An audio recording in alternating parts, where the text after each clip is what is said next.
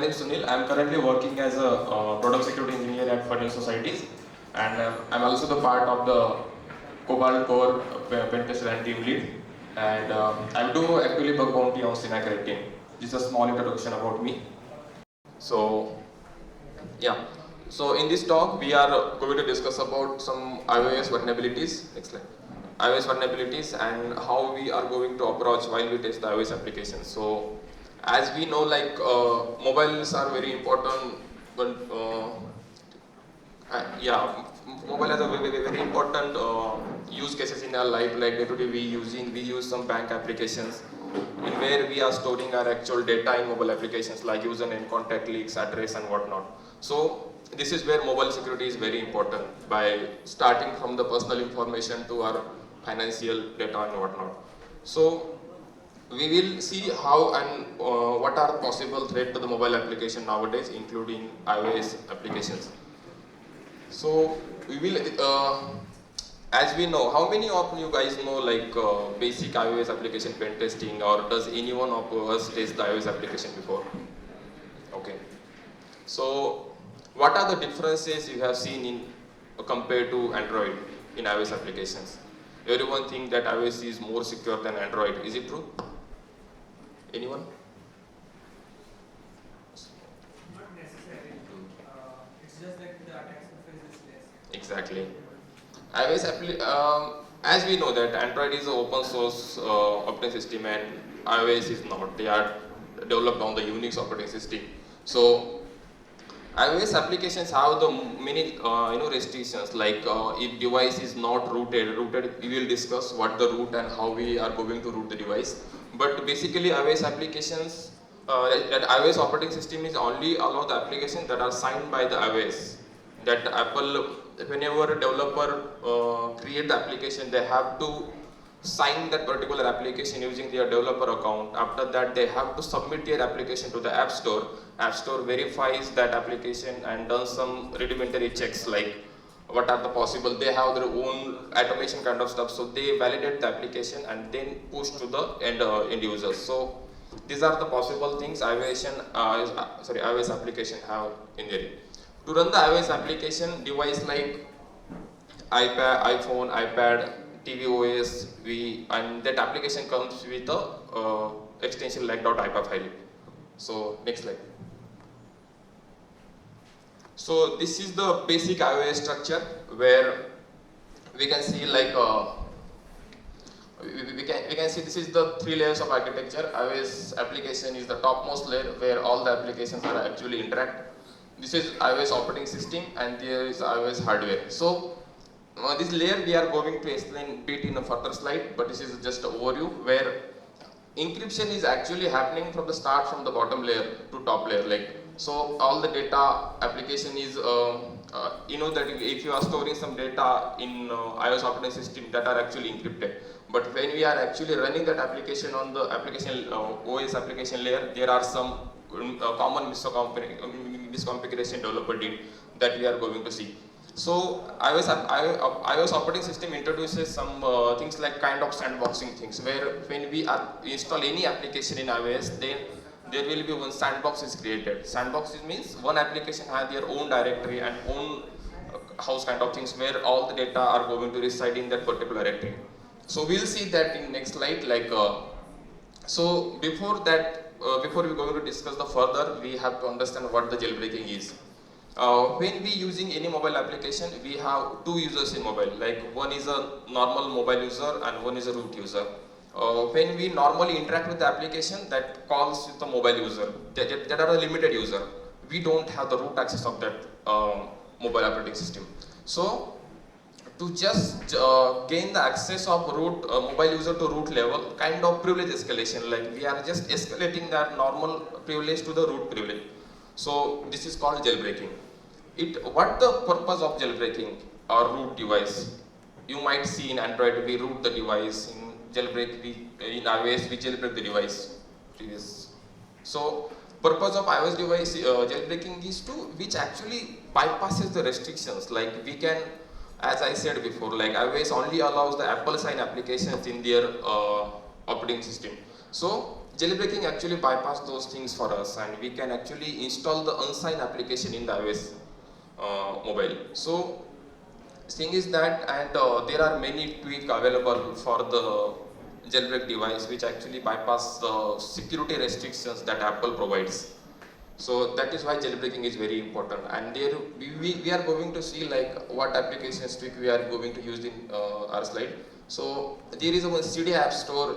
In Cydia kind of app store is available for jailbreak device, where we can install any unauthorized application which are not signed by the Apple, but they are actually the purpose of there to bypass some security restrictions, which include like a bypass jailbreak detection. If application implement jail detection, they actually bypass those restrictions and whatnot, SSL kill switch and all these things.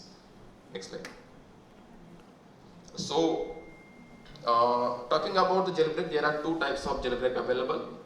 One is tethered and one is tethered and the second one is untethered. So a tethered device, when we jailbreak the device, first of all we have to look for the particular exploit available in the market, like what exploits are support for which version.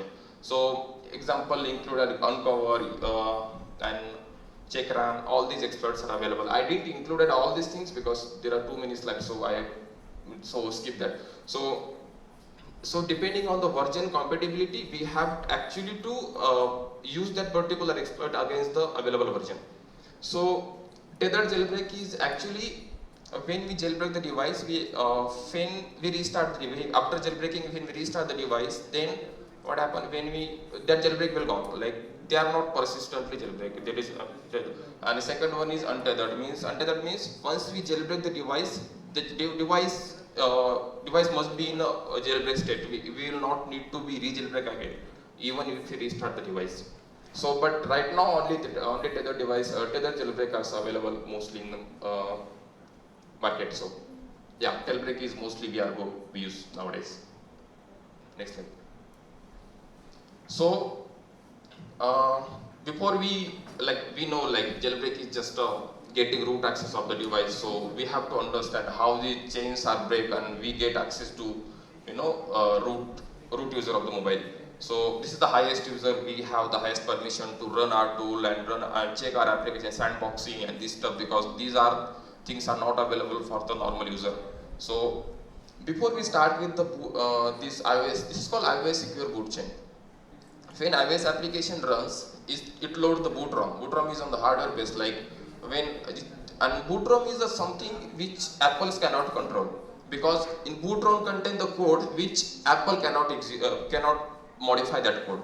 This is a read-only code only. So thing is that when application is open, boot ROM is executed, and which actually jailbreak is actually happening because of these things, because Apple don't have control on this.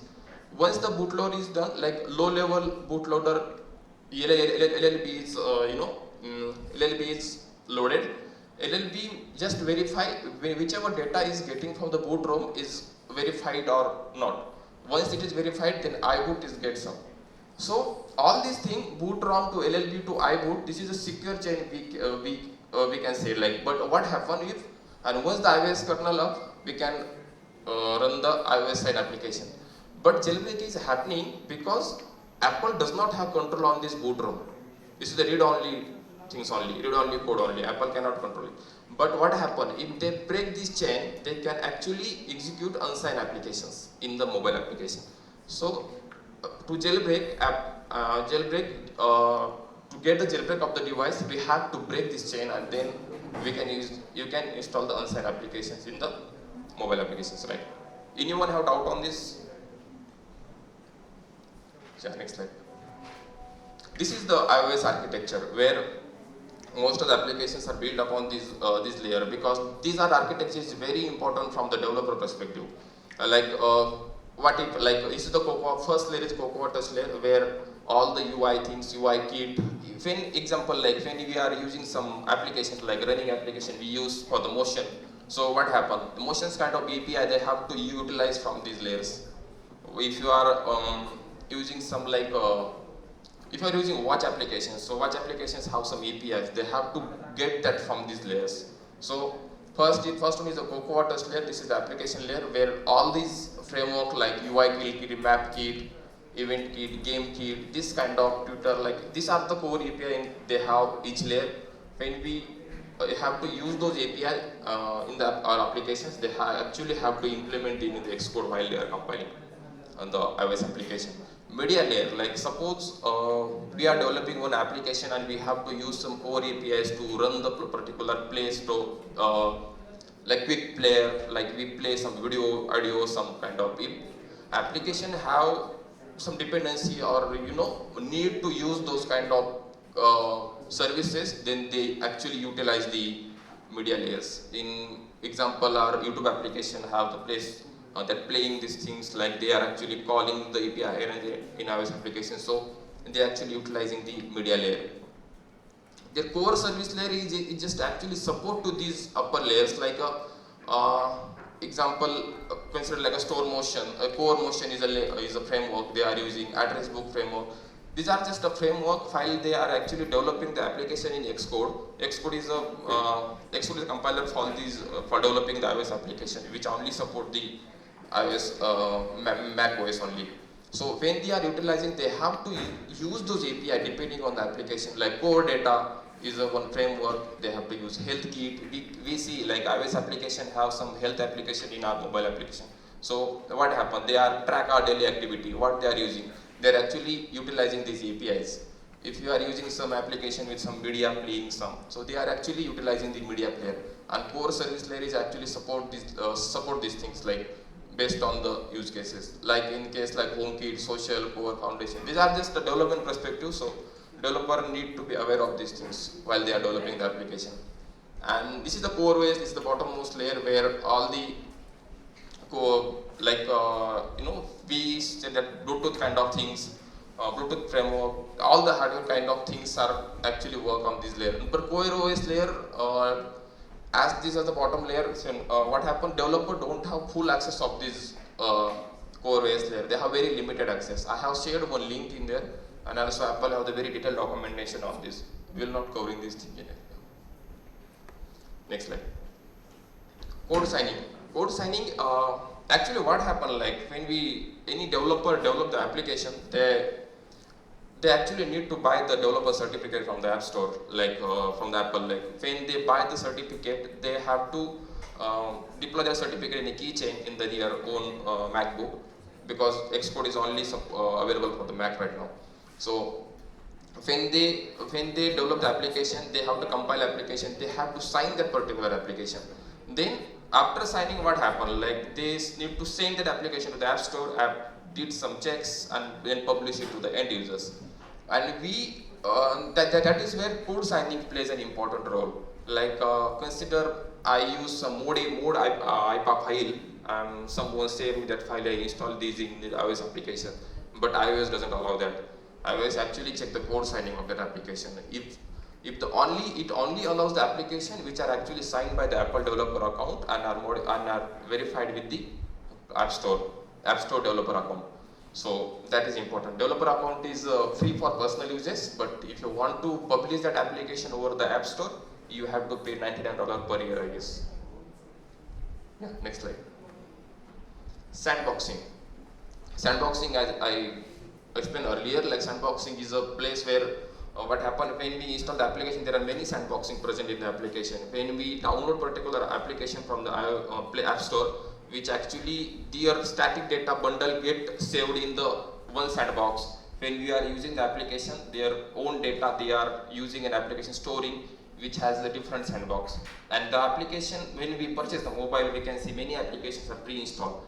Then that application have the different directory present in the iOS application. I think is that when one application, sandboxing is very restricted place. Like one application cannot access data of another application. But there are some conditions. URL handler, we are going to see demo of the application further. But in URL handler is something that we can call the another application. We can invoke the application by calling particular schema. But one application can access the data of, but there are some certain conditions. For example, compare like if you are ordering something on Zomato and if you are paying with the PhonePe application get invoked. What happened? They are actually calling that URL schema to invoke the PhonePe application, but they are sending very limited data to the application. if you might heard about the content provider in the Android application, there are certain conditions, permission kind of, but in iOS application restrictions are there. We can access, but there are very limitations are there. And sandboxing is not accessible, but through the URL schema we can only access some URL kind of things and then get back to the original application. A simple example is Zomato. While we paying the phone pay, we open the phone pay and application return back to the Zomato. So this actually handles by the URL schema. That we have the one demo into further.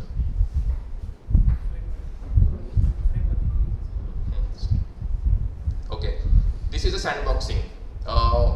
When this is considered, this is without app sandbox and with sandbox, where user app. When we download any application, consider this is the app, any application, phone or anything. That all users data and all resources. There are two sandboxes are actually in place. One actually store the static data, means the bundle data which application have. Another is actually storing the user data when they are using normally. Then all the data are get resides in another sandbox. So this sandbox actually works like this. If consider this is my application and this is two sandbox but see, one application has they have own sandbox. They cannot access data of another applications. Other resources we don't have because I'll explain in this. Back.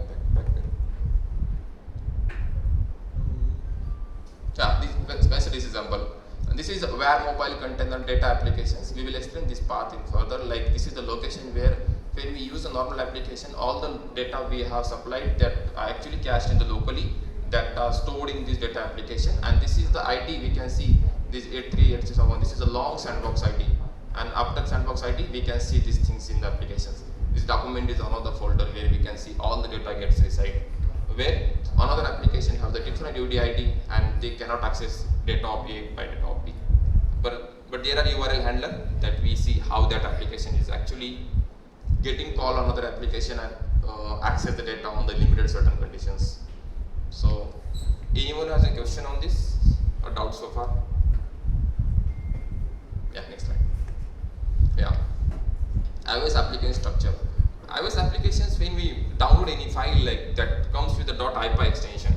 .ipa extension, that actual .ipa means we can only run that file in the physical device. But there are .app extension also available which support a simulator like Xcode. So we can actually simulate supportable files. When we unzip the particular file which actually contains these things, when we consider this is if I unzip the file and this execute unzipping and I can see some resources.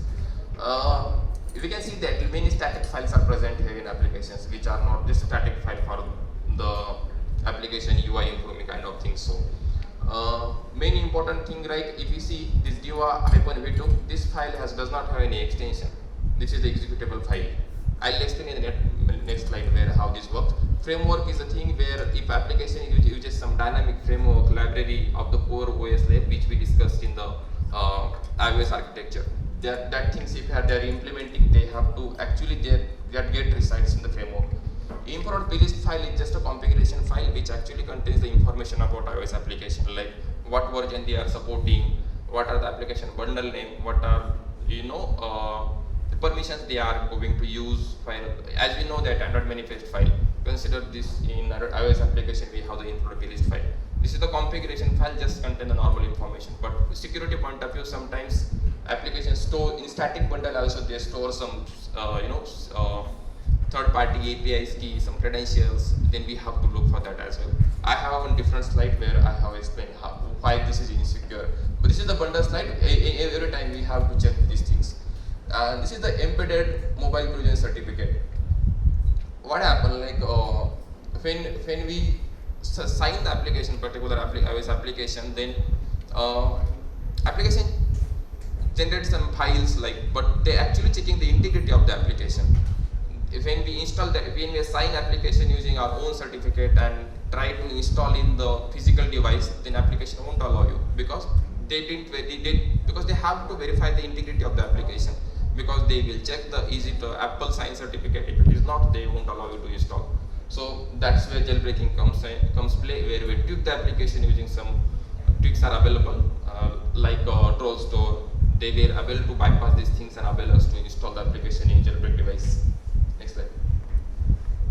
So yeah, I discussed this. This is the binary package. Like when we get the IPA file dot IPA extension file of the any application we use.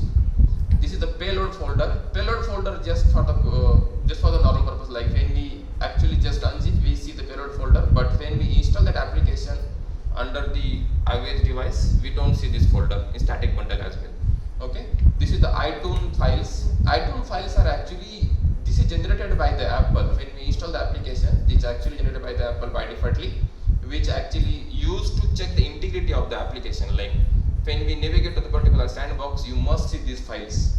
This is the integrity check purpose. They check like does it really consider, like when we install them, this file, this sign gets verified and these files are getting generated just to verify the integrity of the application.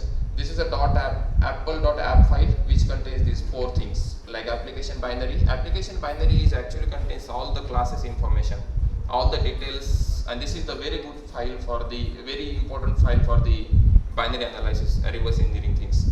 So mobile provision file, we can do many stuff on this application binary file. We can use some diassembler tools like Hooper, Indra, IDA Pro, and do reverse engineering stuff. This is a huge topic to discuss and very interesting one, to do the further analysis on the. We will see if we get chance to get session on this in detail session. This is the mobile provision file, which actually contains the certificate where, as I said, like this is just for the integrity check certificate. Code signature is when we sign the application using the Apple developer certificate, and when we install it in the device, this file will generated. And bundle resources, this is the common supportable resources are available, which are there in this bundle resource file. Next slide. Yeah, I was talking about the sandboxing structure, right? This is when we purchase the mobile, we can see some applications like map application, contact list, email, or whatnot. These all the applications bundle are actually resides in this where application folder, and we can see this all the applications sandbox are available with their names. But what happened, like when we install the particular application, like Netflix application we have installed, this bundle directory is getting created under this where container bundle application folder, and we can see the UDID of each application. This is called sandboxing. Sandboxing, each application have their own sandboxing where they have many restrictions to access the data of another, and they can't be one, but certain that we'll discuss. Data directory, like when we use the application, like we log in the application, and when we exit application, when we come up again and we are able to log in with application again, we don't need to log in again, because it will allow us to automatically log in on the dashboard, because data is cached in this data directory where all the sandbox are present. Yeah, next slide. Anyone has a question on this sandboxing directory? Yeah, please. How to identify the application using the sandbox ID? Sandbox ID, we can actually navigate to your study. We can actually, if you want to get the particular application sandboxing of data directory, then you have to use some find command. Just find and grab the app name. App name return the particular sandbox ID. Then you just have to navigate to directory, and you can get. So the application name is mapped with the sandbox ID somewhere? You can actually get the, when we navigate to the particular sandbox ID, then you can actually have the application name, and inside plist file also you can see the application name. Application name .app file is there in the sandbox ID folder. Yeah. As I said, like when we jailbreak the device, we have to use some software utilities to just bypass the security controls, take the SSH of the device with the root access, and done some very cool reverse engineering stuffs to bypass the restrictions into runtime. We will see runtime how it works and all. But these are the some applications, not all. These are the very important while we are pen testing the application. Like OpenSSH is just to get the SSH of the device with the root access. Big Boss recommended tools have the many OTool kind of things which are actually used to check some functions name and compare some device library. They don't want to attack like what is most commonly used, because it actually we can find the classes name by comparing and using some binary info protection. So this kind of information we we can fetch using OTool, and these are present under the Big Boss recommended tools repo. This all tool we can install from the Cydia Play Store. Cydia is the app store for the jailbreak device, where all the researchers are submitted their own tweak to bypass restrictions and whatnot. Like, this is a very important tools, and like iDevice installer, this is the UI based tool, CLI based tool to just install any applications we have. If we have the application we need to install in iOS application, we use this tool to just fetch particular file. PLUtil is the utility where we actually use to view the infrared plist file. Infrared plist file is just the XML file format, and to decrypt the file we use PLUtility. Frida server, these are the Mac. Frida server is actually, we have to up in the device and to connect, and we do the more interesting stuff in the iOS application by hooking and bypassing security controls. Hooper is a Hooper IDA Pro. This is a DISM the tools where we can actually import our app executable files and see what our classes application is using, what other restrictions are in place, and how we can bypass those. Yeah, and this is some like bug suit. Yeah, we know that. This is a tweak that a bypass Liberty Hestia. We are actually using those to bypass the jailbreak detection. We will have demo on how we are bypass runtime and using that. I did include of these tools demo because this is very simple to use. You just have to install from the Cydia and go navigate to the settings and just click on particular application which you want to just bypass restrictions. So very simple to use. Next slide. Yeah. Sometimes what happens, imagine like you install the application from the app store and you need to extract that application to local machine to do some reverse engineering stuffs and just analyze the binary for the any hard code. We can do that as by traveling, by navigating to directory as well. But as I said, like as a convenient, we always wanted to have that binary in our control. So these are the steps, and to install the application, because assume that the client share the one binary with you and you have to install that binary with a physical device of jailbroken. So what we have to do, just these are the common tool. But sometimes what happen, like when we install these things on the iOS application, sometimes integrity check is there. To bypass the checks, we have Troll Store application which actually bypass the integrity check for the application. So these are the common check. Apple Configure tool is there. If application is signed, then we can easily use this tool to just install. It's available on the Mac only. For Windows, you can use the iDevice installer. It's a CLI based tool. We just have to use iDevice installer and file name, and it will get a job for you. But if application is really checking the integrity, then you have to download particular IFA file in the device and just open that and just open particular file in the Troll Store. Troll Store actually bypass the restrictions for you and you can use the application as normal. Next. Frida setup. This is very important. Frida, all we know that it is a dynamic estimation toolkit where we can inject some JavaScript in the application on runtime, and some we can actually bypass some security restrictions using the Frida. Like when we call any particular class, the class has method should return some values. Then we will analyze what value they are returning, and we are actually replace that value with our control level. Just changing the boolean value was there, just true false. Some kind, if they are misconfigured, then we actually bypass some restrictions. So to install, we actually need to install client first on the host machine. This is a command for client host machine, and you just need to navigate to the Cydia, enter this repo, search Frida, and install it. That's it, and you are able to use the Frida. Next slide. Acquiring. So if you need to extract the binary from the iOS application, then we actually need to use some tools like Freedom. Freedom is an open source tool script which is done a job for you. You just need to supply -u for ESB, -u for process, -o for output binary, and just need to pass the application bundle name. This is for this Frida have to be installed. Once you install the Frida, just execute this command for the particular application, and it actually fetches the binary for you. To verify if Frida is running or not, just have to use this Frida -u command. What happens when we actually storing some data, when we are open application and supply some data, then actually the data needs some memory in the iOS applications, right? The core.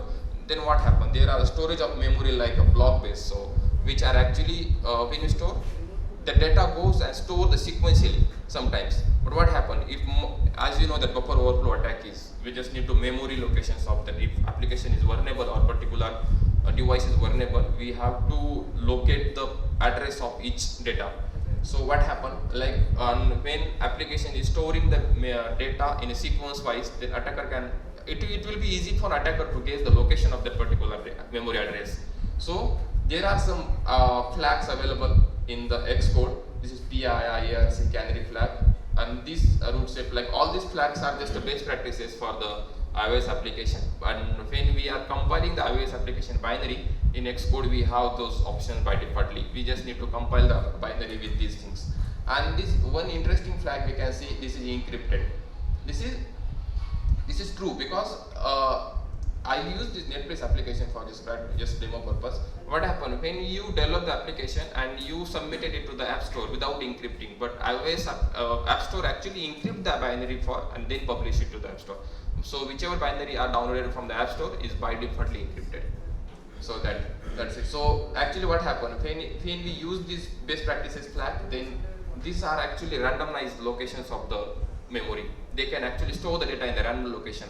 And even you consider the particular jailbreak version is particular, if you are using any library and that are vulnerable to buffer overflow, and if you are using these some flags, then actually attacker will not able to guess the exact location of the particular memory address. So it will be a hard job for them to. So as a best practice, we recommend, as a pen tester, we recommend to use this library and default option while we are compiling the application binary. In objection, we can see. Objection is like a Frida, but it has some own automated script. We just have to supply the command and it will actually get a job done for you. So objection -g for gadget, this is the package name, and explore to just invoke the application. And this is the command iOS info binary, which actually return the binary info of the particular file, where we can see that argo application, this is the executable file of the application, which is encrypted because it was on the App Store and it should be encrypted. These are the flags where true, but stack execution flag is not said to be true. But there are, next slide, I have written a step like how we previous. Okay, so these are the steps where we can, these are the some best practices we can use to enable those flags for binary. Freedom. Like imagine like when we are using application and store our login credential like username, password. If you're using bank application, we have some bank details, CV and all these things if you are supplying there. What happens sometimes application uses the memory, application memory like to store some information, and what happens when we uninstall the application, that memory will get stayed, memory will not get violated, means memory will not get violated.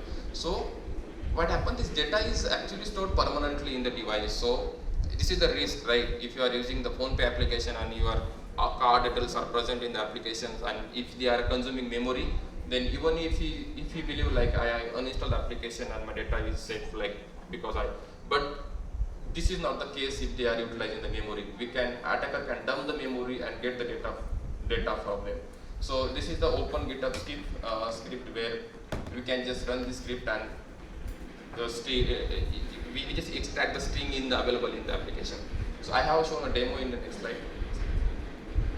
This is the freedom. I use some test application where see objection is also have one command to run this, but if you have just need to clone this directory, connect device to the USB, execute this command and connect it to the USB, -, which is used, and just provide the package name. It actually create one string file in the same directory. If we can open the directory with some and grab some valid username or password if you enter, and see these things are there in the application. Even if you log out application, even if uninstall application, sometimes these details are never get cleared. So this is not a best practice like to store the information in the application memory. Anyone have questions so far? Next slide. iOS application debugging runtime manipulation. This is a very interesting topic and used most misconfiguration and developer deal like in these things, insecure data storage and this runtime manipulation. So thing is that when we use the Frida against the application, when we call any classes, the classes returns a method and method returns some values. So what happens if they are written as a very true false responses only?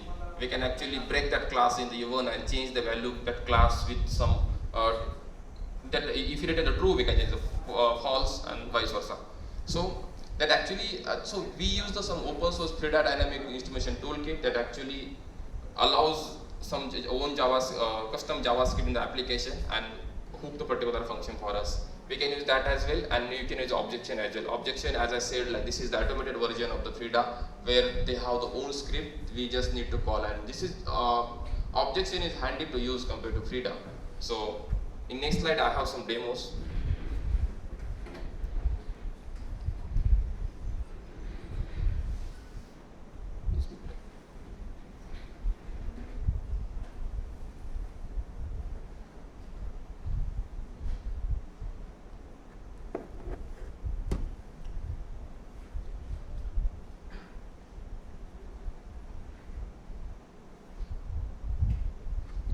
Before executing this, as we know that like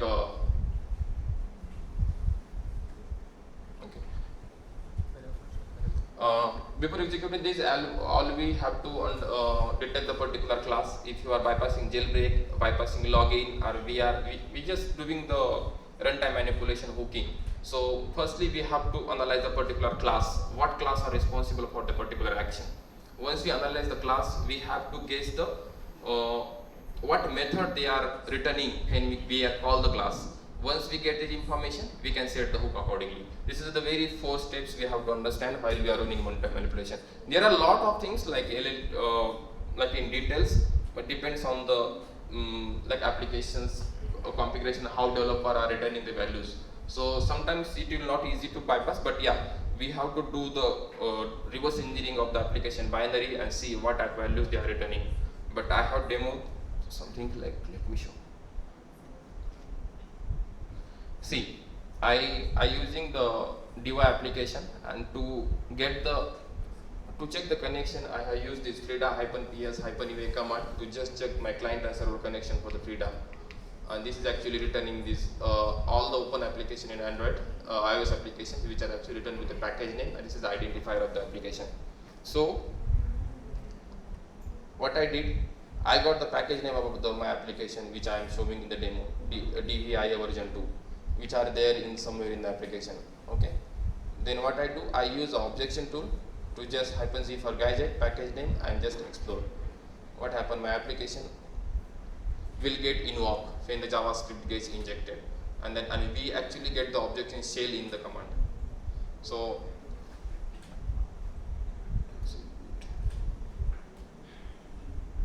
see, once we get the objection shell of this package name of my application, and this is the shell of the objection.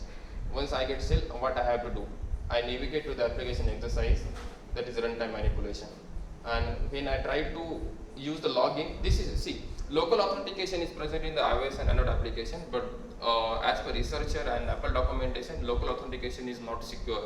It is always bypassable depending on the complexity, but at least we never suggest bank as well to use the local authentication. But there are security, but they have to implement lots of things. They have to detect the reverse engineering tool. If any JavaScript is getting injected in the application, they have to exit the application. They should not allow to inject any JavaScript library into the runtime process. If that is possible, the attacker can guess everything by just reanalyzing the code. Even binaries get obfuscated, we can use the Frida trace function. Frida trace function is just when we call the particular application and get the shell, we can trace each and every function of the particular class. So for the bank application and this thing, local authentication will never secure. And for this purpose, we are using this on the client. This is authentication is happening on the client side. We are not sending any backend call with the server. This is on the local only. So what happened? This is a login method, and if I supplied some random value, like TT suppose, it gives me error like incorrect username password, because this is not a valid one. So what I did in my objection cell, I have to compare, I can list out all the classes by just iOS hooking list classes. It will list out all the classes in the application, but I am interested in the login only because it's a login method. What I did, I set a hook and I just search for the particular class, like login. I thought like login is a activity like on which we are interested, so I just search for the login and I'll see what classes are there written.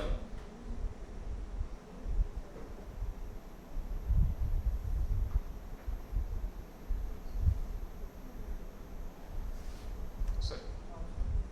Yeah. When we get these many classes. This somewhere they are using some login. See, this login contains login resource. But what interesting seems to be here, this login validate, something that we may look for. Like login validate is something what they are getting validated, we have to check. Like what I did, once I get the class, right? I get the class, then what I have to do? I need to watch that class particularly, only the particular class to and see what method they are returning. So what I did, I set the hook again, but this time I actually wanted to watch that class. What value they return. Simply I use iOS hooking watch class and the class name. This is this class login validate. Okay. See this watching method is login validated and second method is validate code view controller. This is for action purpose. So I am interested in this validation because what value they are written I have to analyze.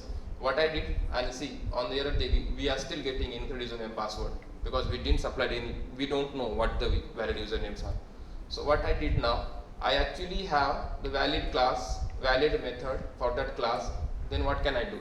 I can just check what value they return when the function is called. So I set a hook in such a way that like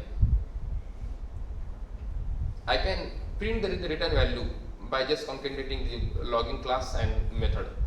iOS watch method, I just want to watch method by appending with the login class and login method. This is the login class I use with this code and this is login method I use. And why actually? I also print the argument and this return value.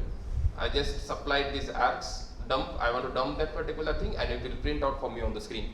What I did, I return the value and see, I wanted to see how application is behave. This is, see, we get the hook now on that particular login class and method function, hooking watch method. So what I did now, I again click on these things now, login method, and runtimely I see what they are returning. If you see, when the particular class is called, they return the value 0 cross 0. What if I can break that value and change it to true or something 0 cross 1, and I'll see how application actually behaves. This is login validated. Then what I do, this is the return value of the application we normally called and when you supply the invalid credentials. Then I use another hook and where I actually set the values, set return value as a true instead of this 0 by 0 cross. I tried with the 0 cross 1 but that actually not working. So I set a true condition here. I again set a hook where hooking set return value, and return value we get it from here. Previously it was 0 by 0, then I can set it now to true. If I set a true,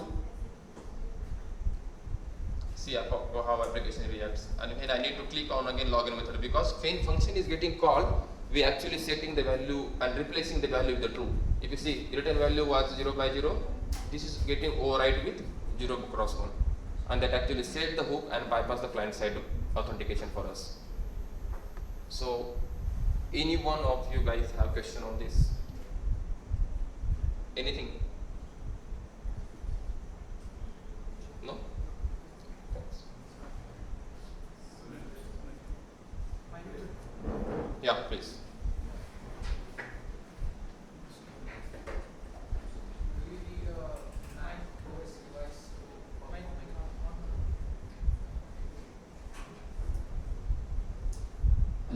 No. Do you need a Mac OS device to perform these kind of Mac OS or iOS device? No, Mac OS. Mac OS, okay. Mac OS actually needed sometimes, like consider an example like you want to develop some exploit in the IPA file, like one application can steal the data, like want to exploit deep link kind of things with the application.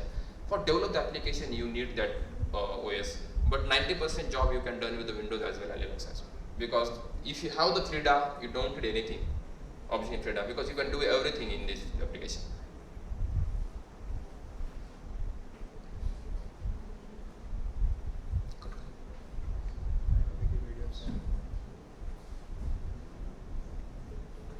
Slide.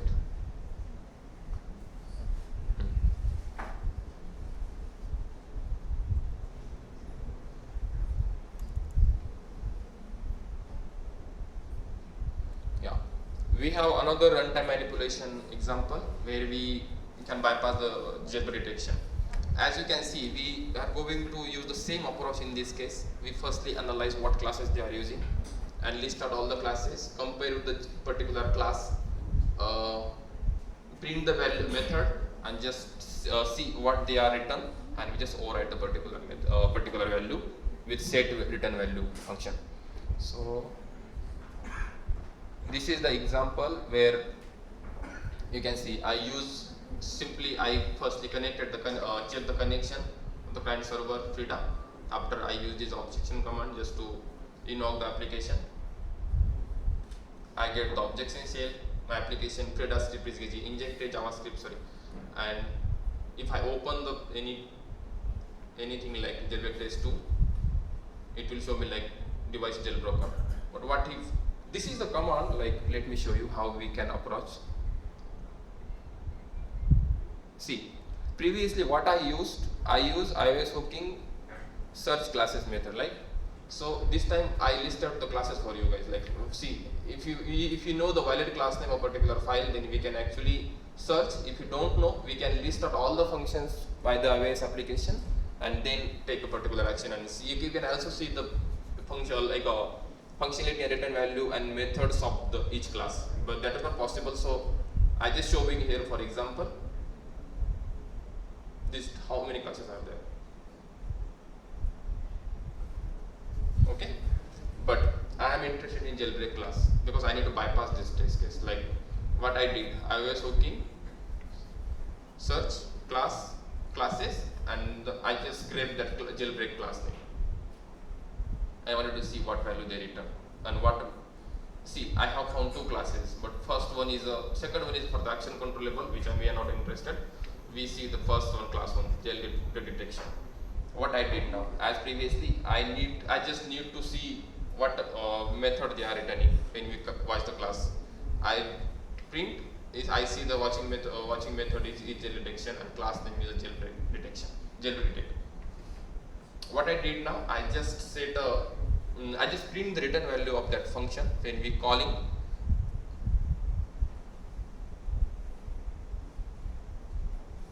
What I did, I use the same command which we are using previously, but the only different is a class name and method. Usually this is the method, this is the class name. I print and I just return the dump value. It may be a boolean value we will get. See, now if I click on this jailbreak test, what error we are getting? Jailbreak device jailbreak and return value was 0 cross 1. What I do now, I set a return value hook with 0 cross 0 and see if how the application is behave actually. I set a hook with set return value, I pass the function, class and the method name, and return value is true.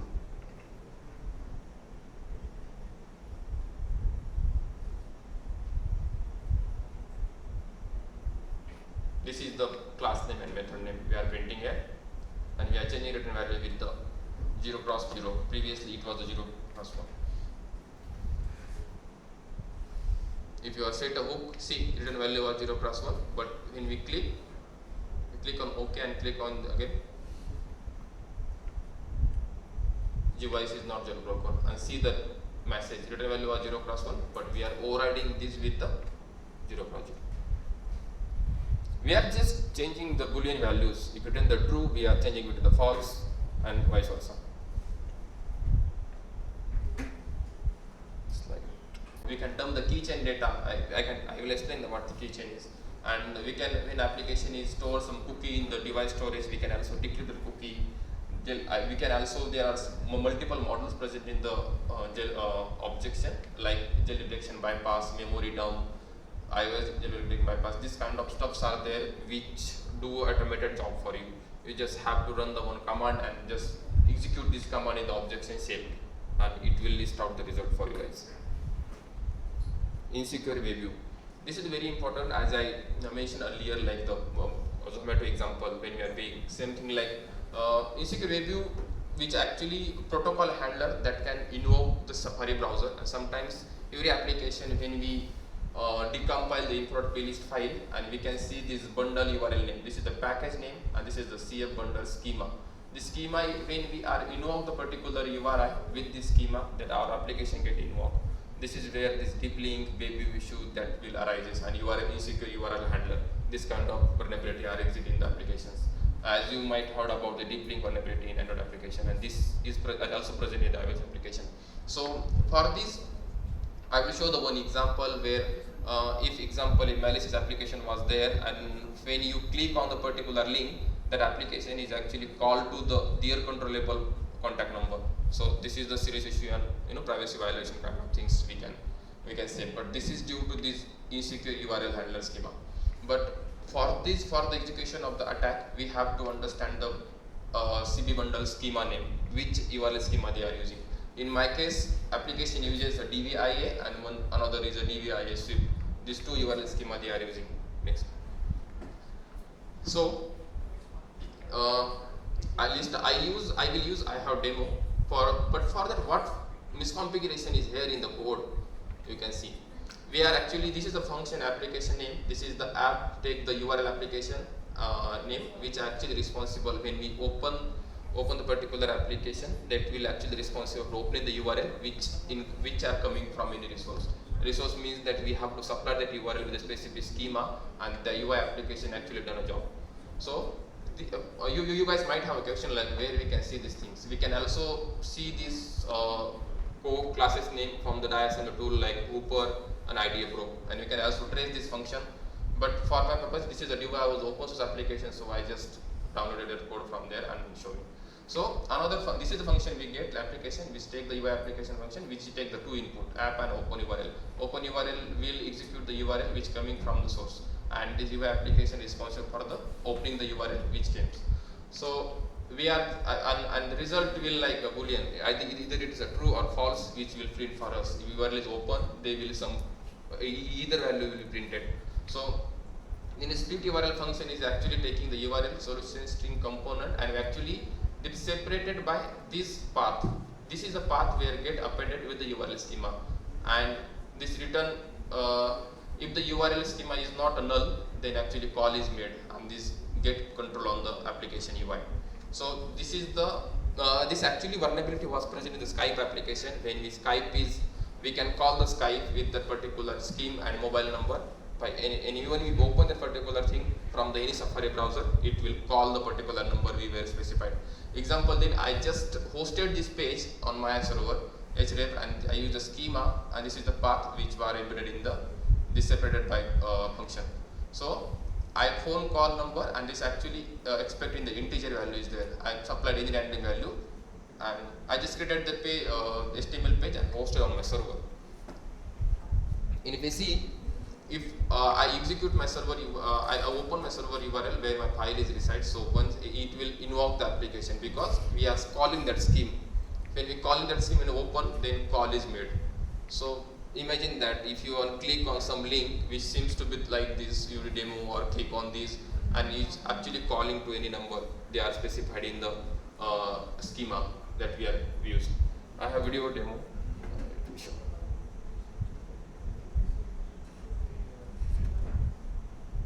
See in the application, like normally we use normal application where we can pass the number and we call is made, right? But what happened if we click on such links? Normally we don't have any call right now in the application. When we click on particular,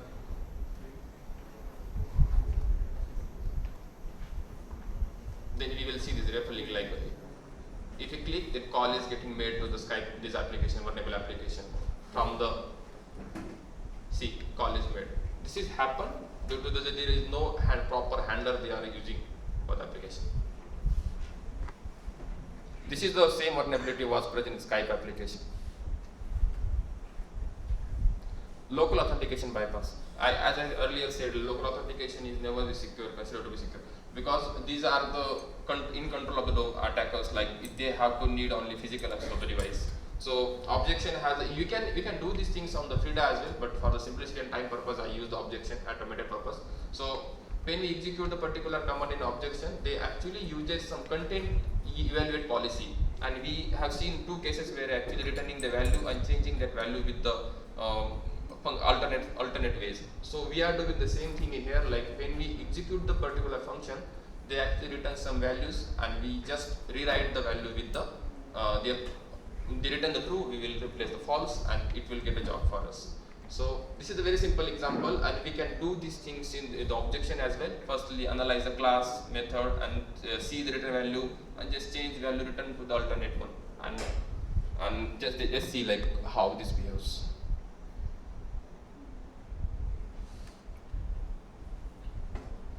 See, firstly I know the application, I check the connection, I used this objection -z command.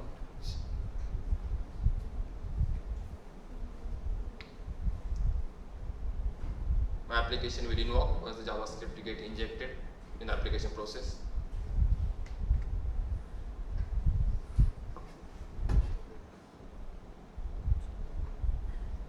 See,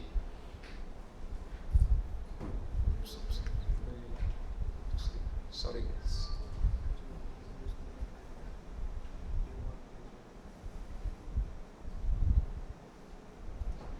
See, when we run the application, like we see this, we will firstly check the connection of Frida server.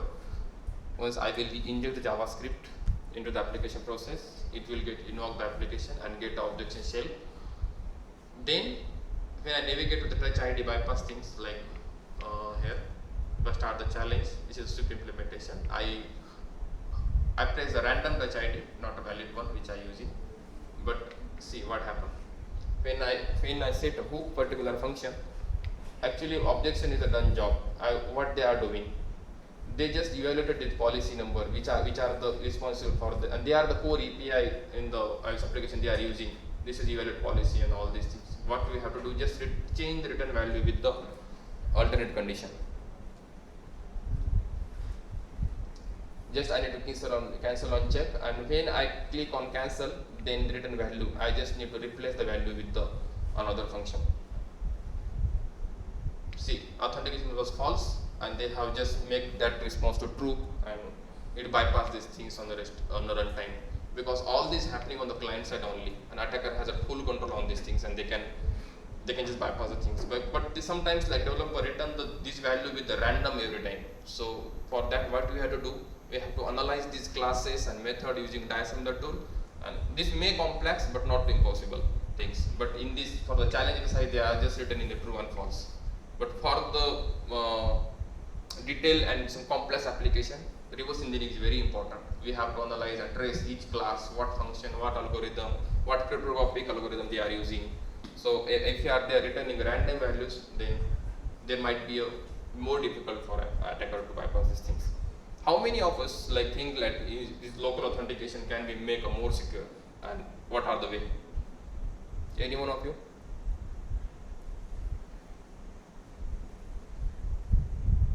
By using encryption inside the local storage. Local storage. Yeah. But what they are calling their own APIs.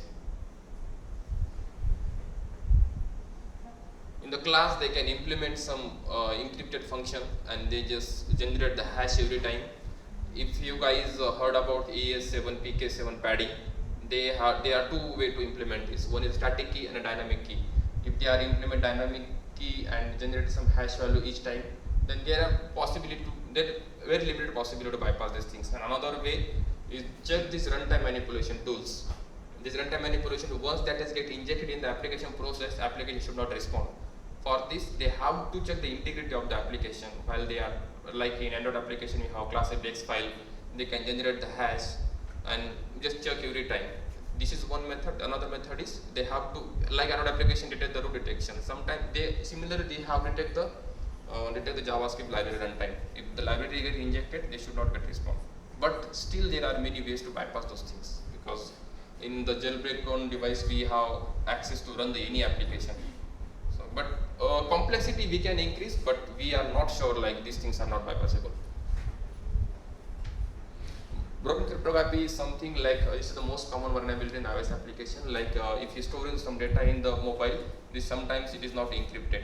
In the sometimes application uses plist file configuration file. This is the configuration file where in the plain text. So and imagine like some you are using that file for the sensitive information like username, password, credit card number. So this might be a serious issue if your device is stolen or attacker has control over it. So also we can look for the depreciated algorithm like weak encryption keys, this thing.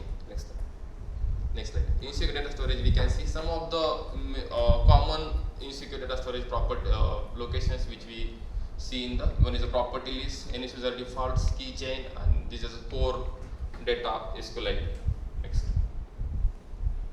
As I previously said, this is the property list file. This is the configuration file only with the bundle, but in the data directory we can also see this file in a clear and developer actually using this for the storing these sensitive informations like username, password, access to sometimes bank details and whatnot.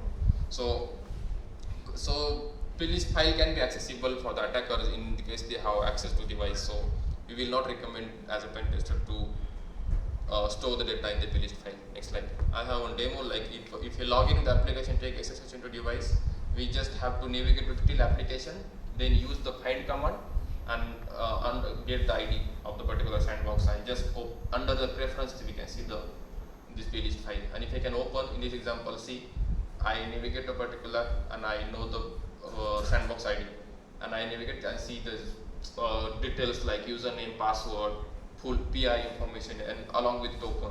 This information was leaked in the plist file. This is only accessible when we get access to the device. But as a best practice, you will not recommend to developer to use this file as a for the data storage. We will use the keychain. We will see how the keychain is dumped and why they are also considered insecure. Core data storage is actually the core data SQLite. These are data storage corely which are very convenient to developer to use and implement in the application, because they just need to call the particular APIs and design these things and use for the local storage. But this is not a secure way if they are not properly getting used. If they are not using any custom encryption, so then they store some confidential information. Next slide.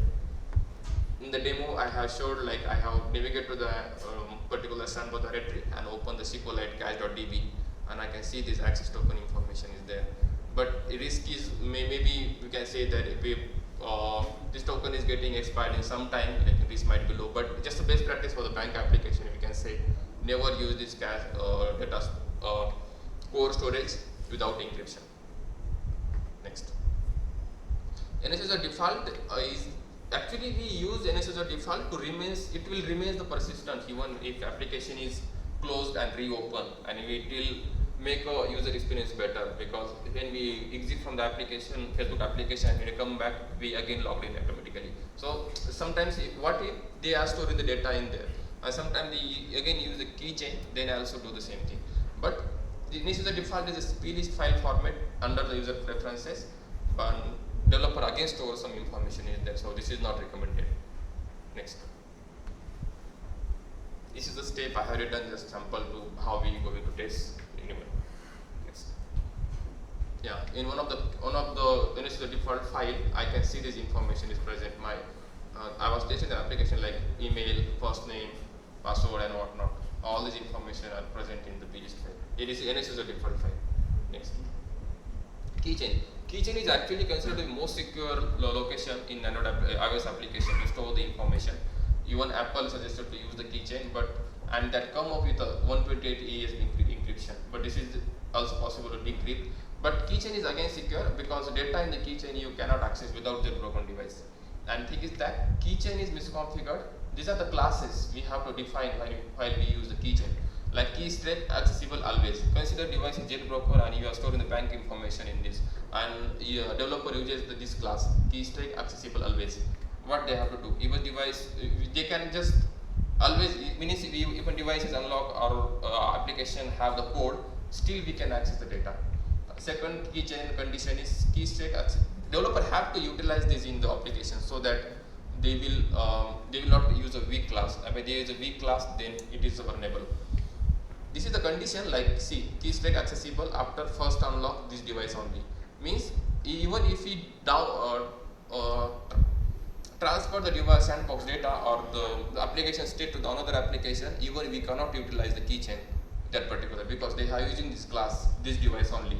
Means only this device keychain can be accessible. Condition is after first unlock. After first unlock, if attacker execute this Frida keychain dumper or any objection tool, that they can access only in that device only, and they have to unlock the device, then and then only they can access. So these are some very good, like the controls and classes available in the keychain, but developer mistakenly uses some weak classes like a key strike accessible always. So this is vulnerable too, and we can say the misconfiguration. Yeah, next slide. I showed one example where all the password information is getting present in the keychain, and they are using this class. See, after first unlock, my device is unlocked first, and I later on uses hook the particular or use the objection, then I can access the data anytime. So this is the weak condition they are using, and they are storing all the username password in the keychain. So that was misconfigured actually with the weak class, along with they didn't use any custom encryption for the storing data. They just have to utilize these things which Apple already provided. Next. Side channel. Side channel means that when application when we minimize or background the particular application with some sensitive information, then application actually what happened, that information actually get cached in the local storage, and when we get access to the local storage, that same screenshot is getting present in their snapshot folder. So this might sometimes leak some confidential information. Consider it is a bank. So I have an example. Next slide. This is some step like when we have login, consider with login application, provide details and put that application in background and minimize the application. Then application, whichever information was there on the screenshot is actually cached in the local storage. Sometimes developer didn't truncate the data when application goes background, or they didn't blur the data, or they're storing that should be in encrypted format screenshot we can store. But if these things are not happen, then which might lead some information disclosure issue. This is the folder where we can see this navigate splash, and under sandbox we can see these details. Next slide. Yeah, this is consider when I background the application with some information, and I face the folder on my local machine, and I can see this folder in the directory. If an attacker get access, they can access this information. Next. Baseboard is something when we copy every time. These are the important test cases for, and just we can see the best practices for the iOS application. So when we copy some data, that actually data get buffered and cached in the local storage, and another application can get access of the data. Example, you copy the credit card number, and when we cache, then another application have access to the particular buffer, and they can take the control over it. Next. Yeah, iOS application have the one module like iOS Page Monitor. In that application, I use copy, and when I copy and I can paste it here. But consider this as another application which actually have the access of the data. Okay, we can do these things in the demo as well, but as a simplicity, I use objection only. Next. Sometimes application uses some HTTP protocol, sometimes with the TLS misconfiguration that we normally use in web. But what happens if attacker get the device and they can run the TCP dump in your root device, and they don't do anything, because and if you are crawl the application, some application with HTTP protocol, bank applications consider. So in that way also we can see this traffic which coming from client to server. Next. I showed previous. Consider this example. This is my bank application where you consider this uses some weak HTTP connection only. So I can use a Wireshark to decompile the file and extract this information. I can actually use the TCP dump in my mobile shell to just output this in a PCAP file, and when you had access, we can these things. consider you've stolen your device is get stolen and attacker just run this command in the shell, and they will, and after that it will be possible for them to get that file again. They will actually read all the information which are there in the application. Next, automation. We can do some most automation stuff with the mobile app, like static analysis stuff. Only we have to do is the setup things. We can run this on the local machine once the setup is done, and we can do some cool stuff. We can analyze the binary. We can use the all information about the iOS classes, URL custom handler. These are the custom handler we were exploited earlier. This information we can see, and we also view all the import plist file, view string number, classes. We can dump all the strings and lots of things we can do.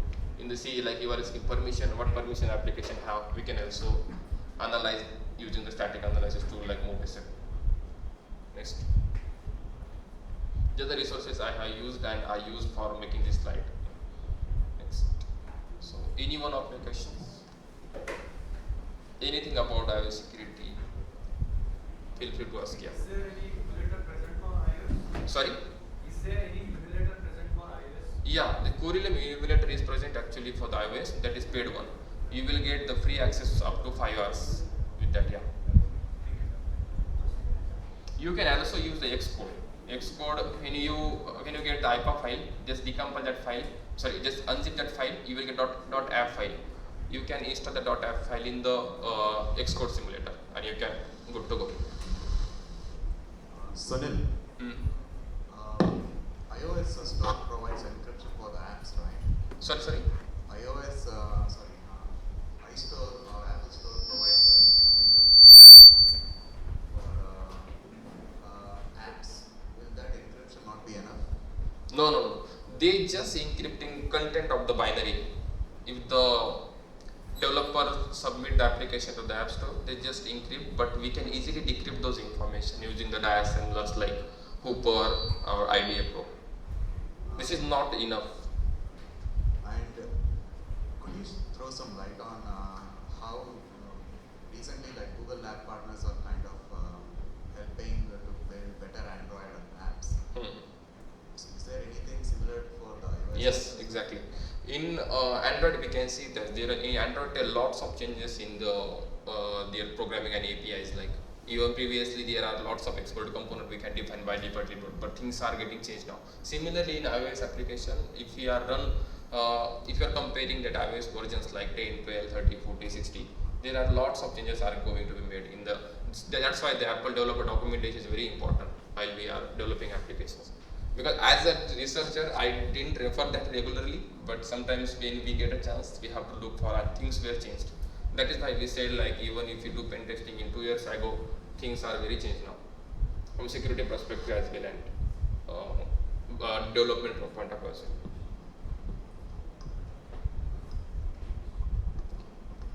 Any questions, guys?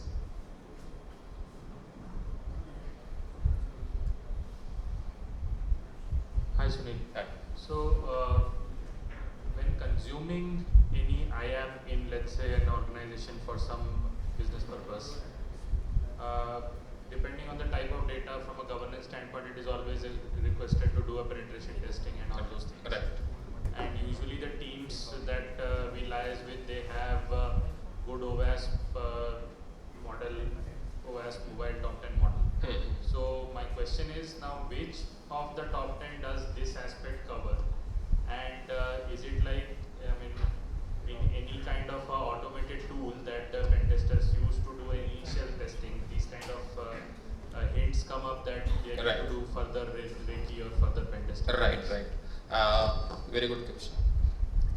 Consider like top 10 things are actually done, like worst top 10 we can see for mobile applications. Like there are many categories like client side quality, cryptography, insecure data storage.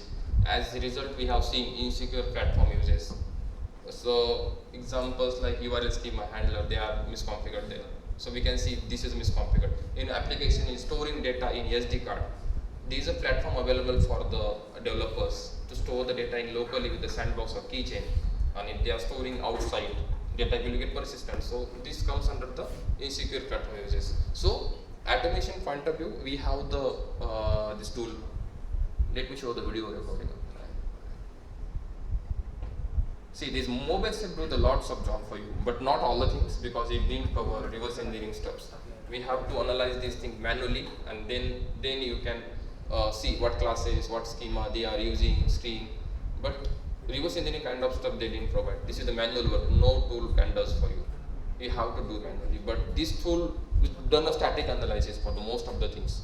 Consider, you can see that permission like things. If they are using some access to camera, example, your application does not need to access the camera at all. Why you are taking permission of that?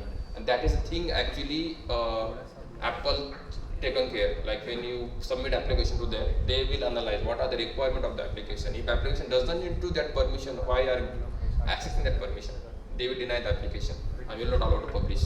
So these are some basic check actually done.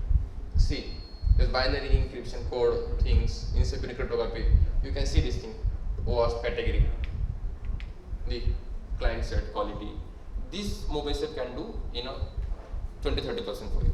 So this will help you in the initial recon. Initial recon it will help. Yeah. So what my question was, what is the specifics that you look at through which you can decide, okay, we need to do this type of manual reverse engineering and then get into it? Sorry, can you repeat once? So what are the initial set of recon output that you would let's say look at? Got it. Which will then trigger the reverse engineering. Exactly. If you open the infrared playlist file, you will get the schema, right? Or the schema. When after the schema, you have to understand the classes. Then you will get that you can change the tag for schema to class to method to return value to hook. This kind of change you have to need to make. Similar things for the reverse. If you are using local authentication, you have to look for the local authentication schema, analyze the class, use runtime manipulation, and check one by one things. Classes are made, what return value are there. So analyzing classes is actually very important. Hooper was the best tool for that. I'll try to cover this topic in a depth way in coming days if possible, because this is not possible to cover everything. I make a 60 slide, that's why I fast and end. So, this done a good job. Like it actually we can see everything. We can actually collect the data and do the further steps, target the application. Reconnaissance, we can see many stuffs. We can string all the data present in the application. We can see some reconnaissance, Firebase, hardcode credentials, string. We can dump the screen, libraries.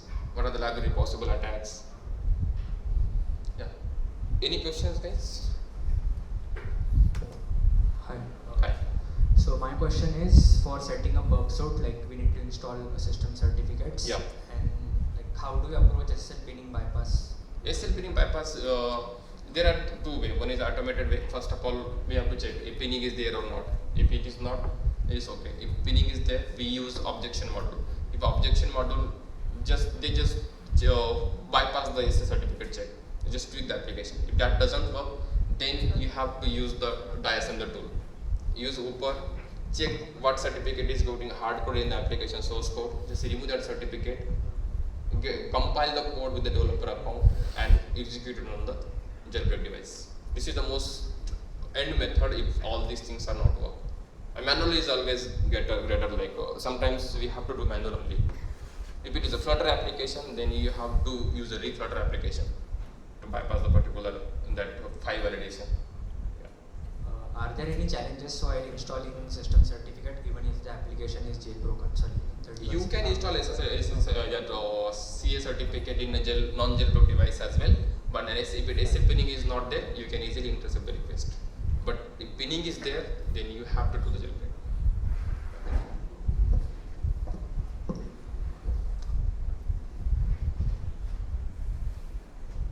Any question, guys?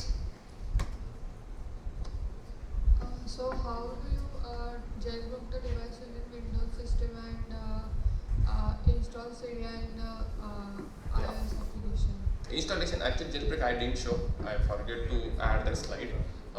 Consider there is many available website which actually check the possible jailbreak device for that versions. You consider CheckRAM, this parallel one recently get introduced. So depending on the version compatibility, we have to check. First of all, and before we jailbreaking, I literally lost my 4 devices by doing jailbreak. Some jailbreak device have compatibility, like you have to disable the passcode, and if you didn't do do the passcode, then it will actually probe the device. So the instruction should be read carefully while we are doing jailbreak. But lots of exploit available. For 13 to 14, check run is there. For uncover is for 11 to 12, 13, 12.8 I guess. I didn't remember. And apparently recently introduced for the 15 to 16 version I guess. And that has their own instruction, like some apps are available. We have to connect to the USB bootloader and it will install the exploit for us. It will be easy if you have a Mac, like that check run will be GUI tool are available for Mac and Linux. You have just need to plug and run the exploit and will load the exploit in device and bypass that bootloader chain of trust. Any question guys? Can I Okay. add to that? Yeah. Hello. What factors make iOS bug hunting different from Android bug hunting? What? Okay. I can say the physical device requirement that stuck in iOS always, because most of the application, like if device compatibility is 15 and if you have the iOS version 10, then even if you downgrade that version by modifying the playlist file, even you cannot install the application in 10. Even if you install, but you cannot use because lots of API changes are, core API changes are there. You will not run compatibility. Similarly, the device compatibility is a main part I can see. Like everything is looks similar after all. Yeah. So, I wanted to add something to what she asked. So, specific to Windows for iOS, I did not find any tools, I would say. For most of, if you need to jailbreak, then there are two ways. One way you can do it without a laptop or a computer. So, Uncover has that. And second is for checkrain, mostly checkrain works for most of the iOS devices. So it's a hardware exploit. So you'll need Ubuntu or Mac as the base OS for it. So on a Windows system you will be limited. Yeah. That's how. Yeah.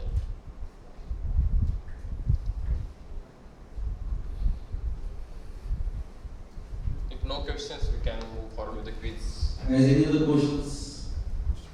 If anybody is leaving, Hi. So you showed about plist, property list files. So in Android 2 there are different property list files. So if we are considering Android manifest XML or values XML and property list plist file, info plist file. So what is the difference between all the three values stored in the strings stored, and can the plist be changed dynamically, like in the dynamic runtime? A plist are like if you have the bundle, then it have the static plist file. If you the data directory has they are I showed like NS user defaults. They are the dynamic plist file where whenever we get put the data in application, that will get modified. That are for the user. But consider like his Android application have the shared preference folder. You can see that preference file in XML format. This is the same kind of file in the iOS application in the form of plist file. This is also the XML content file, but we are using that PL util to just view that file. Yeah. So sir, like that after that plist, only one plist file, and then like the signature is generated upon that plist file itself. Like Signature is not. We don't need signature. This is the very encrypted with, but we can easily decrypt that using the PL util. If you normally use open that file plist file, you can see the encrypted data format. But PL util is a simple decryption for that file. So not anything like signature kind of things we will application not generate. okay, sir. Yeah.